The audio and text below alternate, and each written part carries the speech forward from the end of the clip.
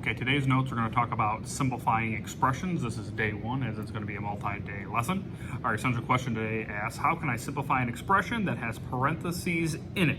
All right, so what I really want to do here is to kind of identify what simplifying means and how I can do that. So first of all, when I simplify an expression, we want to, maybe we can just define that here, simplify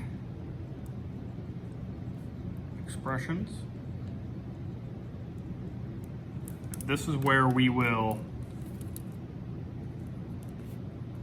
get rid of parentheses. I'm just going to make parentheses mark and combine all like terms.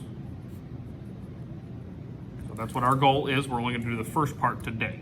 All right, that's the only really part that we're going to try to get to. Like terms and unlike terms are something important that we should identify. So I'm going to create a table so we can see the difference here. 2 plus 3. These are like terms. They have the exact same variable. Nothing. X plus X. Exact same variable. X and X. 2x plus 3x. Same variable, different coefficients. That's okay. 2x squared plus 5x squared. Exact same variable, exact same exponent value. The coefficients or the numbers out in front can be different. Unlike terms, 5 plus x. One is an x, one doesn't have anything. I can't do anything with that. It stays like that. X plus y. One's an x, one's a y. Those are two different letters. 3x squared plus 5y squared. Even though the exponents are the same, the variables are different, so they're unlike. 3x plus 5x squared. Yes, they're both x's, but this one has a coefficient, this one has an exponent value of 2, this one has an exponent value of really 1, so they're not the same. All right, so that's important to note. So today we're going to practice using the distributive property, which should not be totally foreign to us, to help simplify expressions. Okay, what the distributive property tells us is I can take an expression that looks like this. X parentheses y plus z. And I can simplify that. Obviously, I cannot add together y and z because they're not like, but I can multiply unlike terms.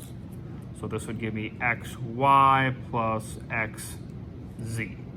I can multiply unlike terms.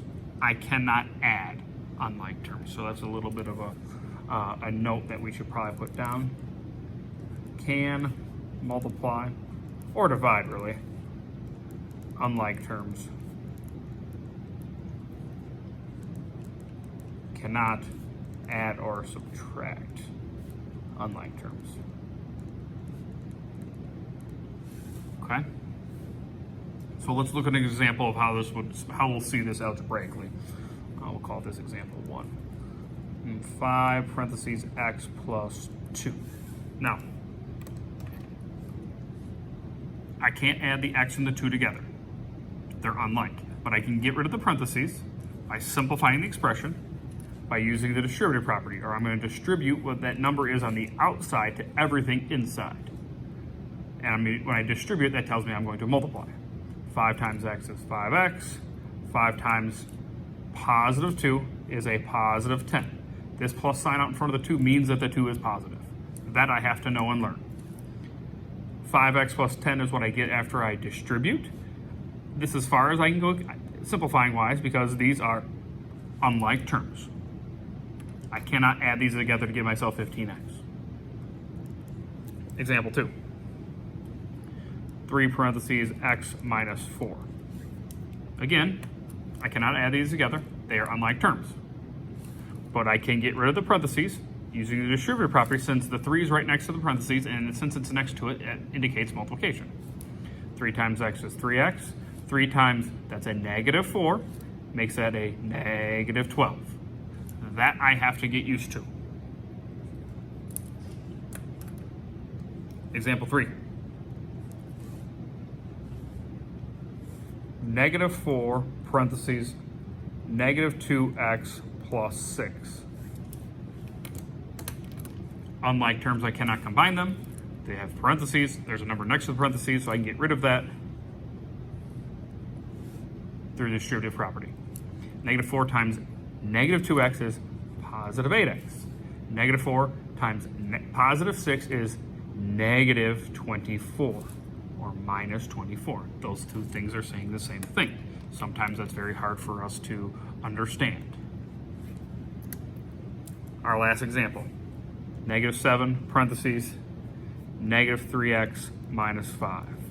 Again, we do not have like terms inside the parentheses, but I can get rid of them since the negative 7 is right next to it through distributing. Negative 7 times negative 3x is positive 21x. Negative 7 times, that's a negative 5. That subtraction sign makes it a negative 5. The sign in front of it tells us whether it's positive or negative.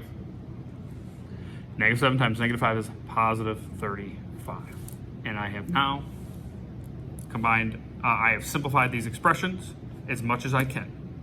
Tomorrow we'll go through this even more and add a little bit more to it. Your homework is whatever it says in your Google classwork for assignment 004, which is pages 6 and 7? No, 7 and 8 in your packet. In that boot camp packet, pages 7 and 8 only. If you have questions, you know where to find me.